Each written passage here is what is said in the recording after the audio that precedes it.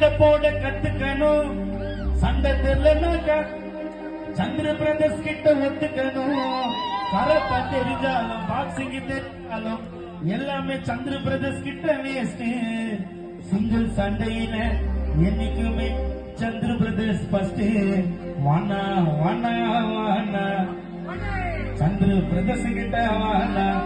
தம்பி பேசாத பாவினா அவரு அங்க பேனா. வாழ வேண்டிய வயசுல தாவானா மொக்க சீனு. சந்திர பிரதர்ஸ் கிட்ட வானா வானா வானா வானா.